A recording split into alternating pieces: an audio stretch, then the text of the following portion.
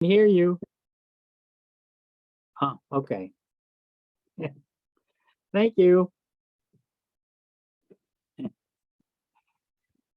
I forgot the recording. I don't think I'll ever get used to working with this. I'm used to speaking live to people and not on, even though I am speaking live now, but I mean in front of people. I'm not used to figuring all these things out every time. Forgive me. So everything I said in the beginning won't be on this tape. So we're on the number of the beast. Now remember, it says the name of a man. So you're really not talking about a beast. You're talking about a political power mixed with a so-called religious or spiritual power. It's mixed here. And that's what makes it more powerful, because what gives the beast power, that is the political system, what gives it the power is the false beast, which was the false prophet, that second beast, the land beast, and in other words, giving a man the power. So it's always a mixture, and people suffer when it's a mixture of religion and politics. It's really bad, very bad. That's why Jesus stayed away from it. His kingdom was a spiritual kingdom. And the leader of the spiritual kingdom was God, who you don't see, but spiritual. And all the principles, I don't like using the word law, but because we think legalistically when we think law.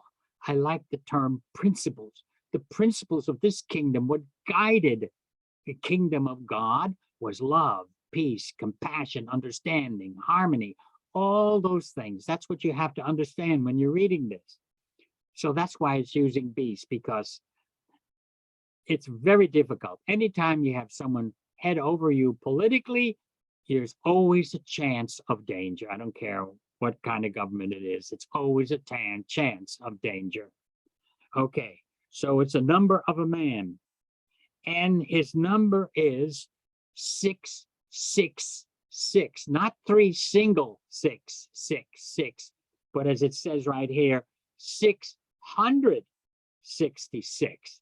And those of you who have the Lamsa Bible here, if you read the footnote that Lamsa has on the bottom, he says the number represents the Aramaic letters which spell a name, and the name it spells is Nero Caesar, but that's English, Nero Caesar. And it's the noon is 50, the 200 is resh, the 6 is wow. Well, let me show you. This is what you see. I brought it here. This is what we call the letter noon. Can everyone see that? The letter noon. And the very first letter, it'll be on your left. That's the first letter right here. That is the noon. But this little number noon is a number. This is a number. And it spells out, this is a whole word here, noon. That's what they call this letter. In English, we say an N. This is an N in English. So when you transliterate, this is an N. So, and that is also a number. They didn't have numbers in those days. In Hebrew and in Aramaic, the letters were used for numbers. From 1 to 10, which was Aleph to Yod, which are 10 letters, Aleph, Bet, Gamel, Dalet, He, Waw, Zen, Het, Tet, Yud. That's it. 10 letters. So that's 1 to 10. But then when you go to the next letter, it becomes 20, then 30, then 40, then 50, then 60. There are 22 letters. So you get all the numbers from that. But it was the Arabs who invented the actual separate thing called a number. The Arabs gave us that. And that's why we have numbers and letters. But during the time when the Bible was written, it was not the same. So that is the first letter, is noon. And if you look down, that is what? 50. The letter noon is 50. Then we go to the next letter, which is 200. And I brought this next letter, and we call this number, this is the letter right here. This is called Resh. Resh. And it's interesting because the word for Resha means your head. This is my head. This is called a Resha. But this is the letter Resh. And that is the number 200. So if you write 50, then you write 200, because when you add it all up, it's going to be 666. So that's Resh. And this is, again, what the Resh looks like. It has a dot sitting above it. Now, this is more, the actual manuscript of a Resh is very square. It's just a line this way and that. That's it. It comes across this way and comes down, and then it has a dot above it. And the Dalet is the same way. So we have a Nun, a Resh, then the next one is 6. The letter 6 is what we call a Woe, a Woe, a W. But it's the number 6. All right, here it is. You see, they look like almost a 0.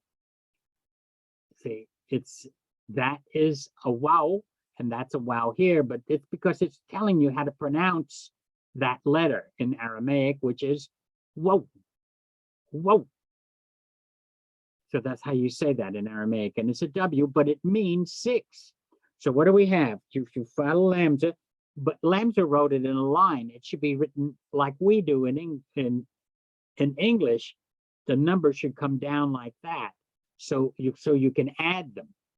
See, when you're just doing it along the side like that, it's hard to see it. But if you're coming down, we have 50, we have 200, and we have 6. This is 6, and this is the wow. There's the wow.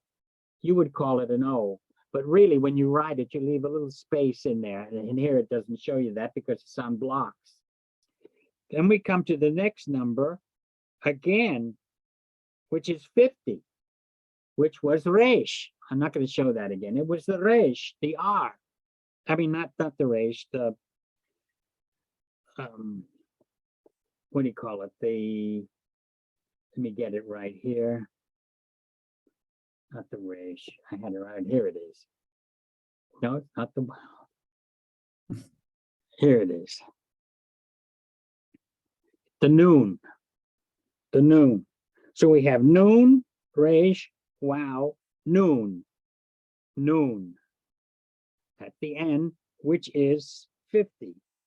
Then Lamza puts 100, and 100 is a kop. This is a kop. Here it is. That's what a kop looks like. We pronounce it kop. It's in the throat. Kop. And that is 100. And this is what it looks like when you write it out. Q-O-P. And we say kop, kop, in the throat. Kop. And that is the number. And then we come to 60. 60 is what we call Simcat. This is called a Simcat. And if I say Simcat, you have to know whether I'm either saying the letter or the number. Because what I would do is, when I'm telling you this man's name, I will say Nun, Resh, Wow, Nun, Kop, and then, what's the next number? 60 again is Simcat, and then Resh, which I've already given you the Resh. So there you have the spelling of the name Nero Caesar. Now, a lot of, I don't know how to put it to you, but a lot of people, that is, your scholars, want to argue. It couldn't be this Nero Caesar, has to be another Caesar. And they say this is why the book of Revelation couldn't be this soon. It couldn't refer to Nero Caesar. Why? because Nero Caesar burned Rome in 64 AD. That's when he burned Rome and blamed the Christians. That's why he's here, actually. And because he blamed the Rome being burned on the Christians. And he wasn't playing a fiddle when they didn't have that kind of instrument in those days. All they had was the citara. It's called the citara in their language. In Aramaic, a guitarra in Aramaic, like a harp, shaped like a U with the strings. But he wasn't even doing that. In fact, he wasn't even in Rome when Rome was burning. Now, he is usually blamed for burning Rome, but he was 35 miles in a special city from Rome when Rome was burning. But he blamed the Christians for it. But he was an evil, very bad, and man, very bad ruler, extremely bad, crushed the people, did all kinds of things. And so this is why he is named here. But even using the term Nero Caesar is used as an image. If you think, oh, that's exactly what it's saying, it means just Nero Caesar. No, it doesn't mean that. Nero Caesar here simply means he is a picture of political leaders in the future that may come, that are a mixture of, and they have the power of religion behind them as well as the politics to really work the people. That's why he blamed the Christians, because it was a foreign religion in Rome, and he blamed it on them for starting it. But whether he did it or not, historians argue that. But nonetheless, he is used as a figurehead here for any future leader who subjects the people, subdues them, dominates them through religion and through politics. That's the meaning of both beasts, both the one from the sea and the one on the land. So there you have that. Now let's go to the next one, chapter 14, and I have a surprise for you tonight. I told you that I would do something, and I'm going to do that tonight in just a moment. Let me read it. Now we're in the 14th chapter. And I looked, and lo, the Lamb stood on Mount Zion, and with him 144,000 in number, having the name of his Father written on their brows. Okay. Someone one time asked me, let me put this down for a minute. Someone asked me, what symbol would you use instead of the cross for Christianity? What symbol would you use? I said, well, I'll tell you what symbol I would use.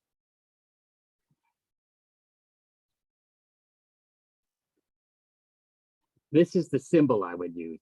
There's the lamb. And that's, of course, Jesus hugging the lamb. Do I have it close enough where you all can see it, or do I need to back up with it? Look at that face.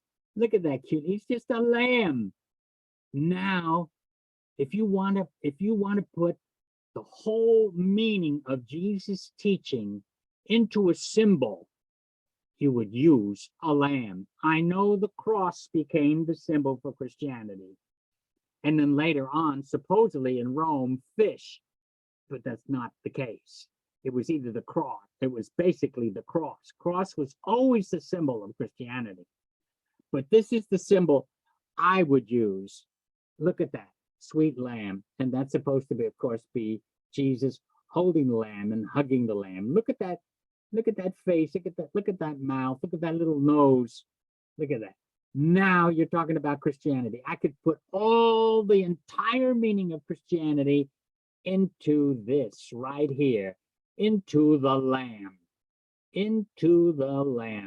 because the lamb represents meekness, represents bendability, pliability, and And when you become rigid through dogma and belief systems, and even using the Bible dogmatically, you lose the sense of the Lamb if you use it dogmatically. But if you understand it as love and peace and the way of joy and prosperity, then you have the Lamb. Then you have the gentleness, the kindness, the loving part. Now that is Christianity. Anything else is not Christianity. I'm sorry, folks, it just isn't. It is not anything else. It is lamb-like. And that's what Jesus taught. Everything that Jesus taught is built into that symbol of the Lamb. That's why now, of course, it's following what we learned in the beginning. The 144,000 do not take that literally. It simply means a remnant of people. And when you consider all the people there are, and only 144,000, that means it's a small group. But not that you have to count everyone and say, oh, well, you passed 144, so you can't be a part of this group. No. That is a symbol. 144,000 is a symbol. And Jesus, now, of course, it says here, and I looked, and lo, or behold, the Lamb stood on Mount Zion, that is, in Jerusalem, the city of peace. You've got to get these symbols clearly in here. The Lamb means meekness, and he was killed, so he was sacrificed. Human beings sacrificed him, not God. God did not demand this. He does not need to see the blood of Jesus Christ to forgive sins. That is taught and misunderstood by so many Christians. It's totally misunderstood. God was forgiving people right from the beginning, without blood. But later on, when Moses institutionalized the simple relationship that Abraham had with God and his children had with God, they had no priest. Abraham wasn't a priest. He was a friend of God. God spoke to him, and all of his children and his grandchildren, all the way down the line, and even Jacob and his 12 sons and all the 12 tribes of Israel. It wasn't until Moses organized it and institutionalized it that blood became a requirement for forgiveness, for everything, because you had to bring your offering, because Moses didn't want them offering it to idols and other things. So this is why he institutionalized it, and he wanted to keep the people within the understanding of the God of Israel, the God of Jacob, the God of Abraham, Isaac, and Jacob. This is why he institutionalized it and systematized the rituals, systematized the worship, systematized all of that. He had to keep the 12 tribes unified. And that's why he gave the commandments, to keep the tribes unified, where they wouldn't be killing each other, fighting each other, but they did. The 10 tribes joined together and tried to knock out Judah and Benjamin. You can't systematize truth. You cannot do it. When you do systematize it and organize it and put it under that and dogmatize it, it loses its essence. It loses its fluency. It loses its delightfulness. It loses its taste. It becomes systematized, organized, and institutionalized, and the elixir is gone. The juice is gone. It's dry. It's dead. It's dead. I know a lot of people like ritual, stuff like that. Okay, do it. That's fine. But that's not the real thing. The real thing is what comes out of your heart, what comes out of your mind, what comes out of your spirit, what comes out of your emotions, what comes out there. That is the power of religion. When you understand that we're all one and that we care for one another, that's the difference. That's what makes the difference here. So here, it's the Lamb, and he is in Jerusalem, the city of peace. It's on Mount Zion. And with him, 144,000, which I explained to you, and which means a remnant of people, having the name of his father written on their brows. Remember, with the mark of the beast, it was on the brow and on the hand. Now it's in contrast to the beast. This isn't because the beast is political and false ideas of religion, where it joins in with the politics. And here, it's just the Lamb, the meekness, and the remnant, and in their forehead. That is what permeates their whole being. What permeates their whole being is the name of his Father written on their brows. In other words, spiritual understanding dominates, moves in their minds and hearts and emotions and souls. Simple, isn't it? Beautiful. Then I heard a voice from the sky, like the sound of many waters. Means it's universal. This is universal when it's the sound of many waters. And like the sound of great thunder, which means with authority. And the voice was like music of many harpists.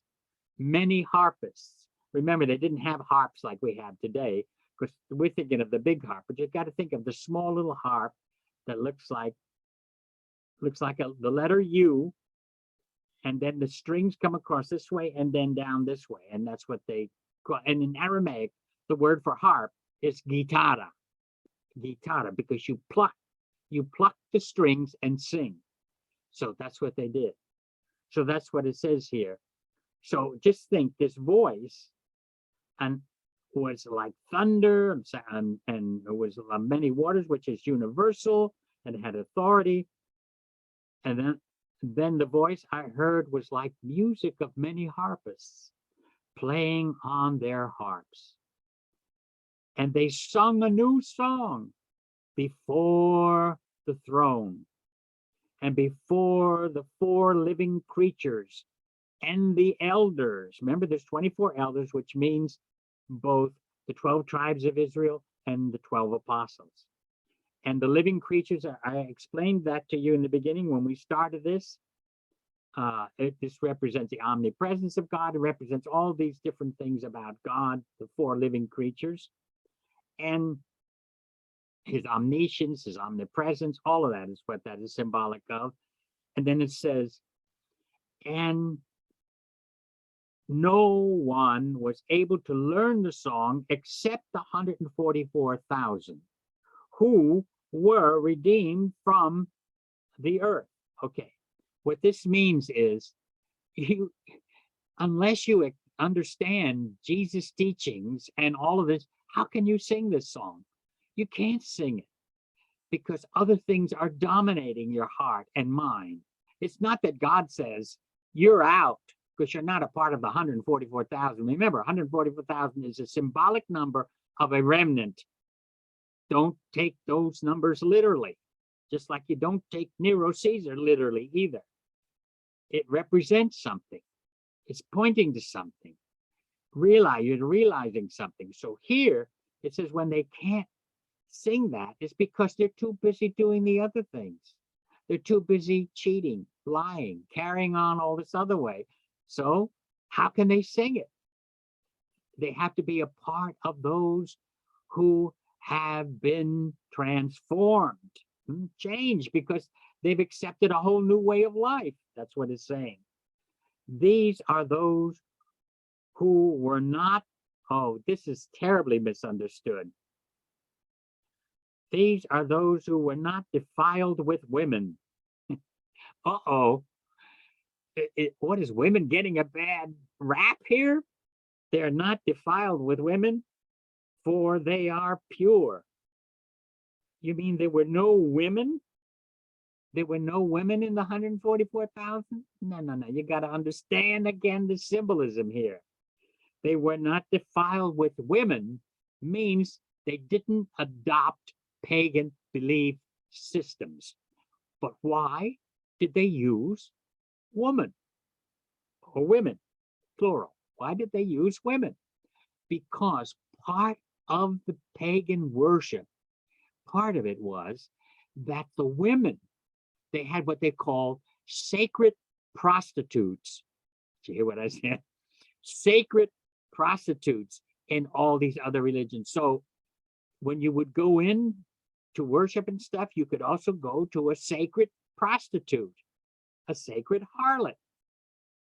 And you see, I know that doesn't fit our idea here in the Western world, because we've been changed by Judaism and Christianity and all the other religions that we have, and Protestantism and everything else. But there is an ancient story known as Gilgamesh. And there was the king of Uruk. And this was in southern Mesopotamia, south of Baghdad. And he longed for a good companion and friend. But there was a stranger out in the lands.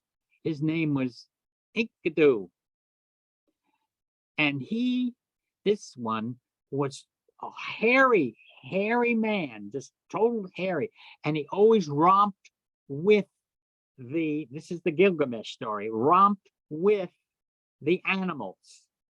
And so they thought, how can we change? Because he was protecting the animals all the time. He would warn them when people came to hunt for them. He would always do it. Or when they were drinking water and he knew there was danger for them, he would warn them.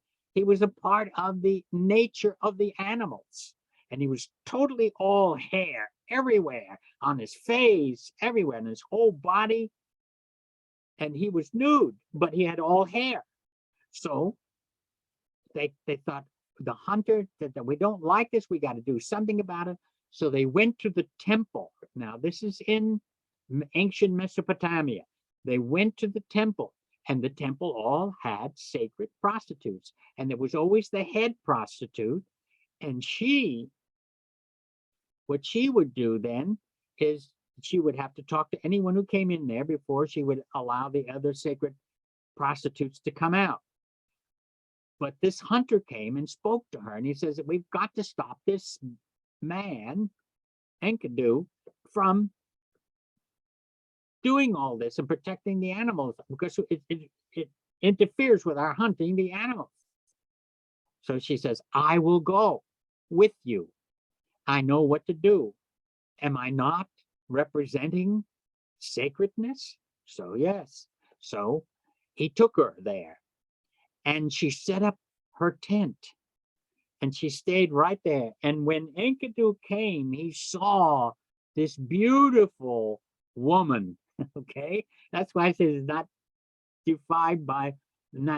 defiled by women, because they had sacred prostitutes in their religions. So Enkidu saw her, and he stayed with her 7 days and 7 nights, because they were intimate.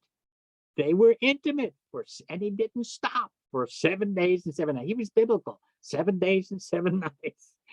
And she stayed with him. And what happened is he lost all his hair, his entire body. He lost all his hair.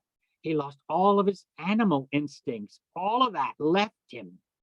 And this is an ancient story of Beauty and the Beast. So Beauty happened to be, though, a sacred prostitute. And Enkidu, he was having relationships with her and lost all his hair.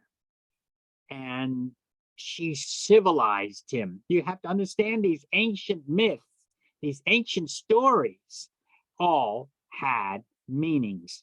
So the soul, or the physical, which they use the physical part of the woman to calm the animal energy in the man. And that's why he lost his hair.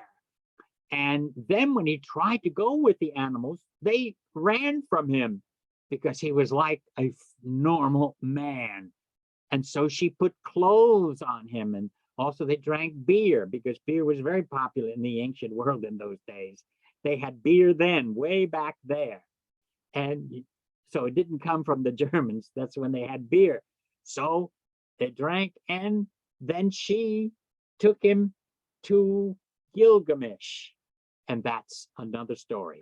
The only reason why I explained that is because I wanted you to understand what the verse is here when it says, these are those who were not defiled with women. In other words, they weren't taken in by pagan beliefs and went and sacrificed to idols and then went with the sacred prostitutes. It was part of it. For they are pure. In other words, they follow the pure teachings of Jesus. They didn't go for the idol worship. Okay, but that's the why the word women are used here. It's not talking against the idea that of a woman, a female, but here it's, you have to keep it in its setting in there. And you know, I didn't put that in the commentary because Lamsa didn't put it in there, so I didn't do it. But I'm telling you now, so you'll know it. And it says, these are those who follow the Lamb. Meekness, meekness, who follow the Lamb wherever he goes. These were redeemed. Now it tells you, it takes away the symbolism, and it tells you, these were redeemed by Yeshua, Jesus, from among men to be the first fruits to God. In other words, the first harvest to God, first fruits, and to the Lamb. That's all imagery. You see, it's your soul. It's the soul that gives imagery. We call it symbols, but it was the imagery. The soul's language is, and the key is the imagination to image. Without the ability to image, it's your soul that gives you the notion to image. To image. It's the soul that does it. It's the consciousness that does it. Gives you the power to image. And in their mouth was found no deceit, for they are without blame or fault. Then, and now the vision is changing now. Now it's changing. And I saw another messenger fly in the midst of heaven, having the everlasting gospel to preach to those who dwell on the land or the earth, and to every nation, kindred and tongue and people, saying with a loud voice, serve God. Serving God means serving truth, not dogma. Serving truth, that is love and peace and joy and prosperity and understanding, all of that. This is what it means to serve God. In other words, God comes first. And putting God comes first means love comes first, peace comes first, harmony comes first. That's what it means. And give glory to him, for the hour of his judgment has come.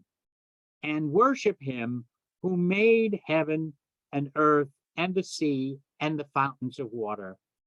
And another messenger came. A second followed him, saying, Babylon has fallen,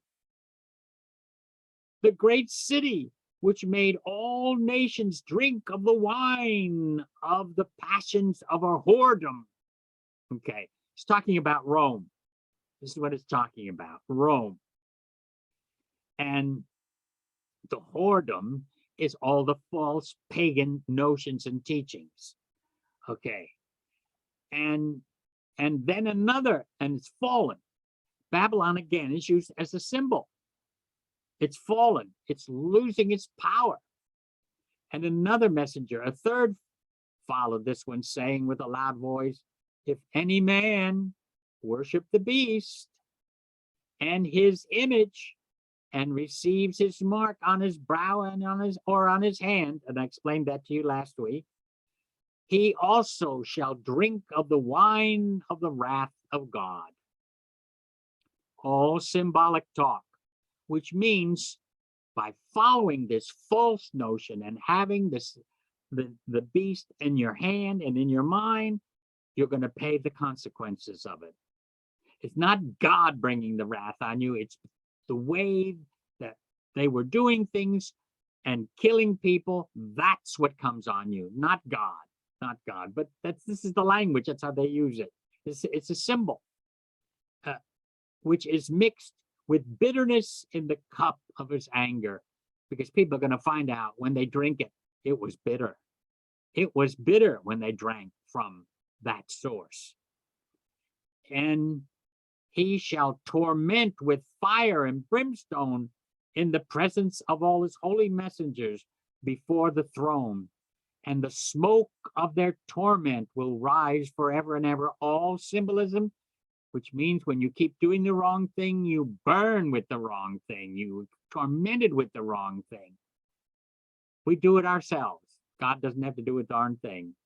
And those who worship the beast in his image will have no rest, day or night.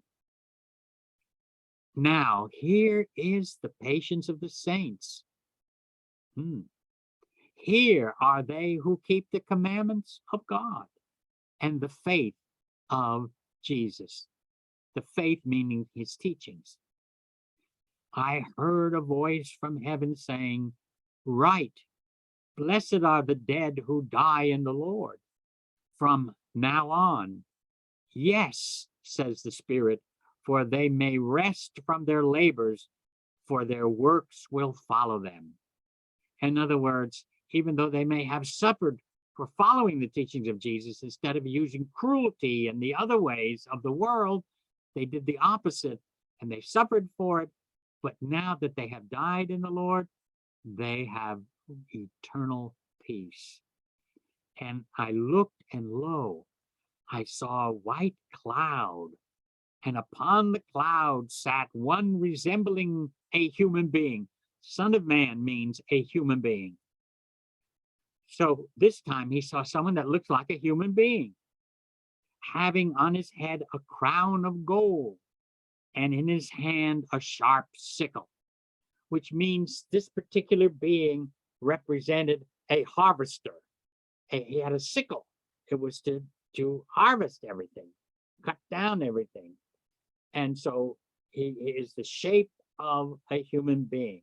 It wasn't like the messengers flying in the sky. This was a human being with the full, no wings, nothing like that. And so I saw this human with a sickle, and he thrust his sickle.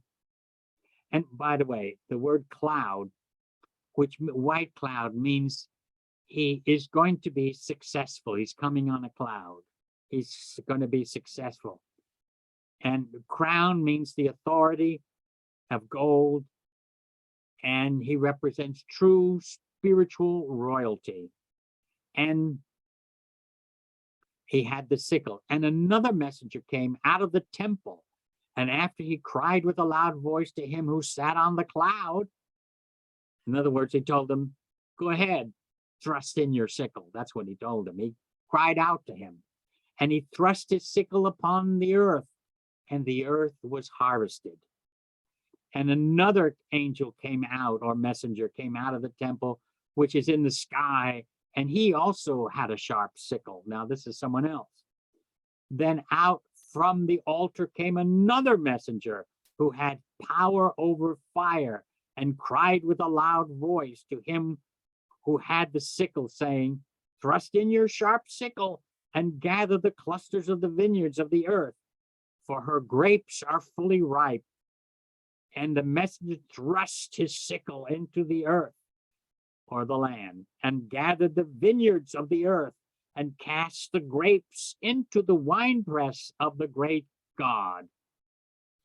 And the winepress was trodden until the juice came out and reached to the horse's bridle, which means this was a tremendous harvest. And they trotted the wine down, in the wine press. I used to help my grandfather when we used to go to the New York harbor and in a truck and get all the grapes that came in from Italy and we take it into my wine cellar. And this was in Long Island. Take it into the wine cellar downstairs, and I would help my grandfather with the wine press, making the wine. But in the ancient days, they had to step on the wine press, and they're it's in a huge vat, and they throw all the grapes in there, and they have holes in the bottom there where the juice would come out. And there was so much wine, so much juice, and this was the judgment coming on the people because they were following false teachings, and they were trampling on the wine press and on the wine press was trodden until the juice which came out reached to the horse's bridle. Eastern exaggeration. Imagine the horses stand there and they had the bridle in their mouth. It means it covered all the horses and their mouth. This is Eastern. Again, it's exaggeration. This is one of the 7 keys. When I teach the 7 keys that unlock the Bible, that's one of them I teach, is Near Eastern exaggeration, which I call amplification. It's so you won't forget it. Oh my goodness, the wine, the juice from the grapes reached clear to the bridle in the horse's mouth. Oh my. So, and the circumference of the wine press was 1,600 furlongs, an eighth of a mile. My goodness. And now begins the next vision. We come to vision 5. Chapter 15 starts vision 5. What is included in vision 5? Chapters 15, 16, 17, 18. 4 chapters now. 15, 16, 17, 18. 4 chapters is the 5th vision. We'll only have 2 more visions left. Major visions I'm talking about. There were a lot of visions, a lot of symbols, a lot of imagery, tremendous amount of imagery. To remember all of this would be very difficult. So we start with 15. We'll do that starting next week, which is that 5th vision. And I gave you those 4 chapters, which are the 5th vision.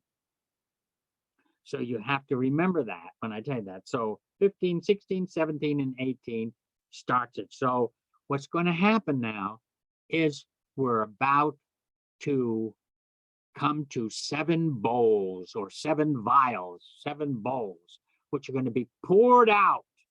So, and also have several interludes as well. So that's what's coming up in the 5th vision. And when we finish with that, then we finally get something that is absolutely beautiful. It's heaven on earth after we finish with the 18th chapter. 15 through 18 is that vision 5, okay? And vision 6 will be 19 and 20, and vision 7 will be part of 20 and 21, 21 and part of 22, pardon me, 21 and 22. Part of it, not all of it, because then we have an epilogue at the end of the 21st chapter. So there, and we'll be finished with this. But I've tried to give you a new understanding of this book of the Revelation when you understand how the visions work. Okay, let me go to, here it is on the side. Let me see if I can, I hope this doesn't happen what happened last time. Let me see. If I click on that, it's going to take over the whole screen. So I'll have to do that and then go back. Here we go.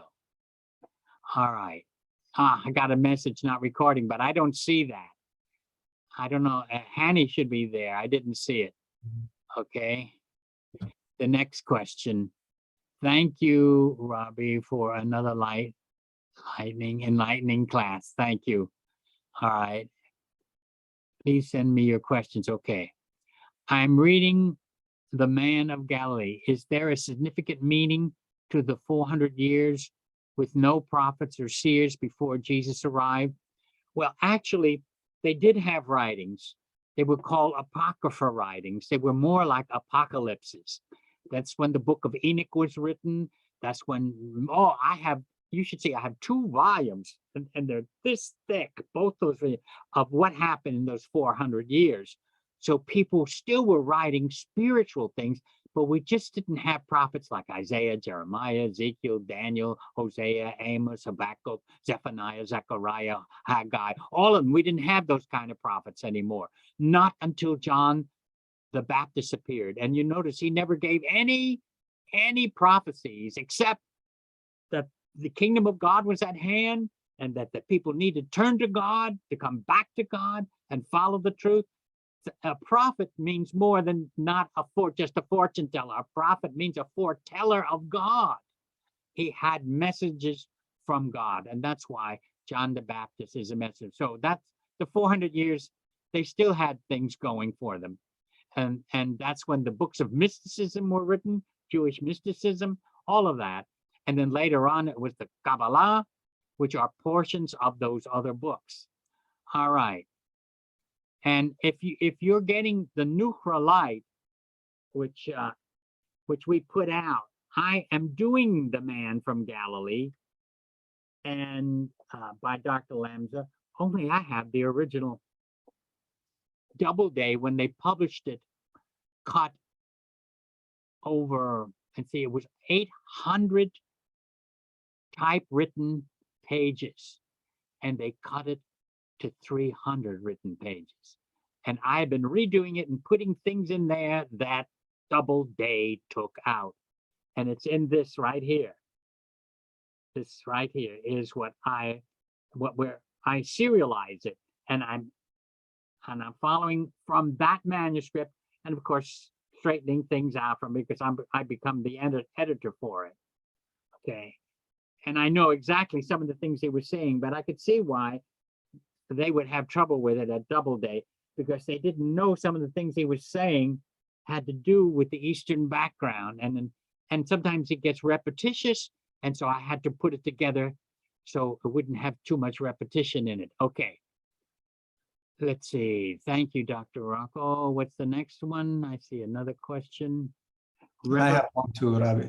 Revolutions finally make sense. Thank you, Robbie. Okay, thank you. Is that all the questions? I have one here. Okay.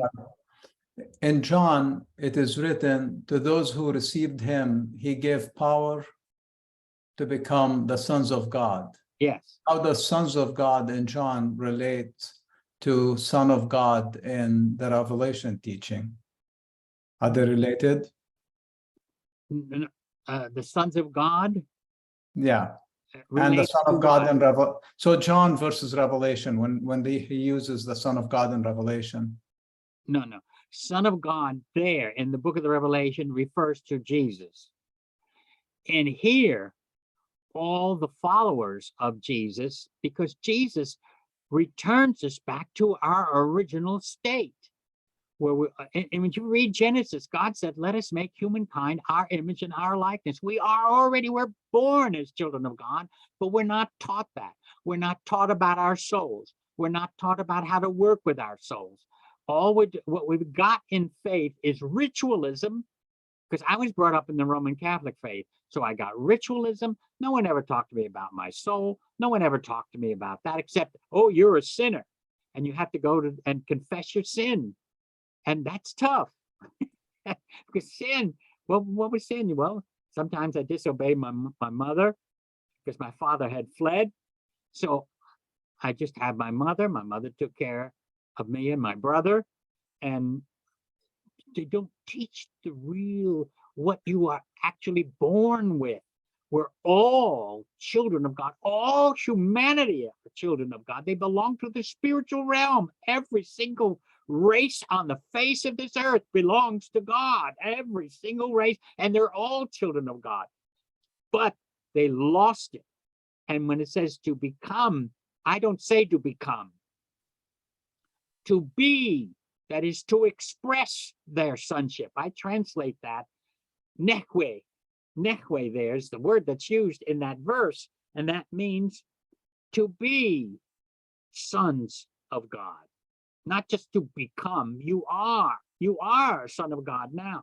but you need to develop it. I guess that's why so many of them translated to become sons. But we are sons.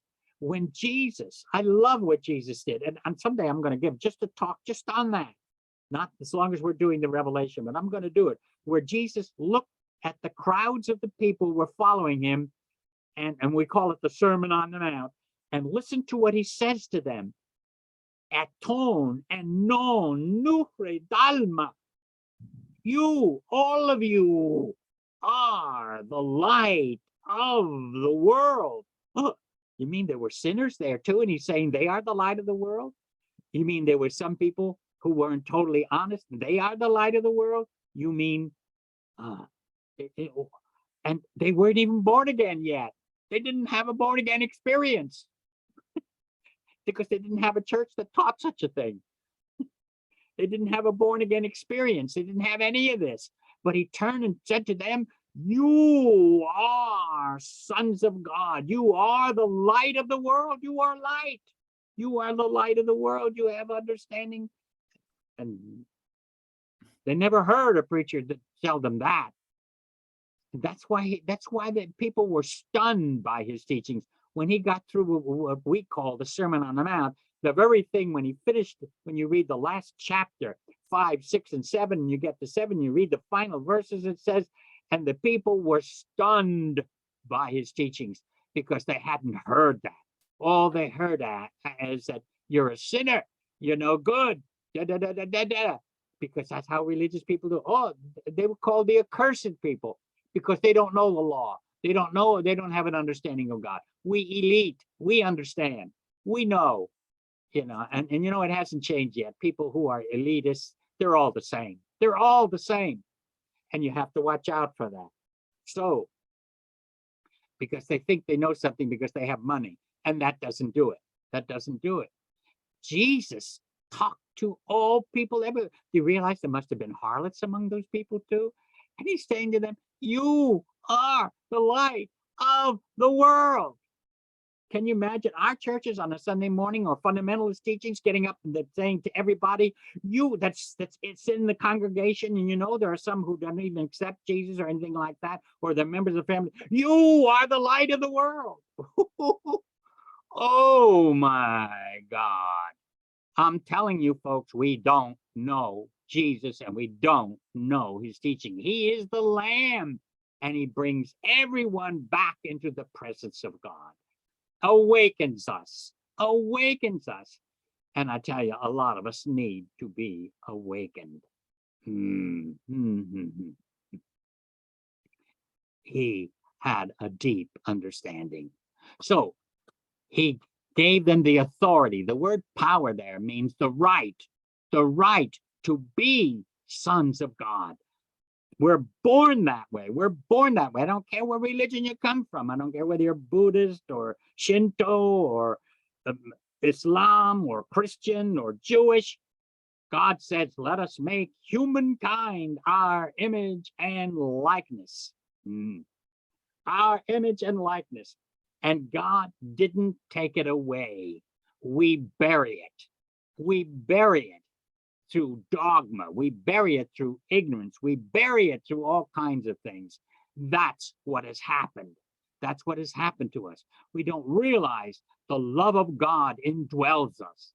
The power of God indwells us, which is compassion and love and understanding and healing.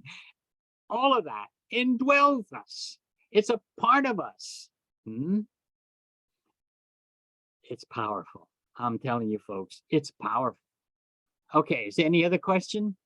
I think this is it for now, Rabbi, and we are on time. Oh, wait a minute. I see something here. You mentioned the books of Henry Corbin.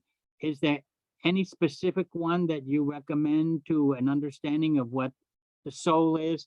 Well, you realize that when I quote all these different fellows, there's not only Henry Corbin, there's Carl Jung and Hillman, James Hillman. I read all this stuff, and they all deal with the soul, which we have left out in our way. One of these days, I will give a full teaching on the soul. I'll do that, just like I'm doing it on Jesus now. And by the way, don't forget, October 8th, Saturday, which is a week from this Saturday, just a week away from this Saturday, the Aramaic School of Light. And I'm teaching on Jesus, and I'm going to teach something that most people don't realize. The most revolutionary thing that Jesus did wasn't just his teachings, like I just gave you about you are the light of the world. That was revolutionary, but it was his actions that were also revolutionary. And the particular action he did put religion and turned it upside down. What particular action did he do that did that? When he turned it upside down, instead of right side up, you boom. What was that? That's what I'm going to be teaching in the Aramaic School of Light in October 8th. So you need to register and be a part of that class. I'm going to bring in several other things. Another thing I'm going to bring in is what was the basic understanding.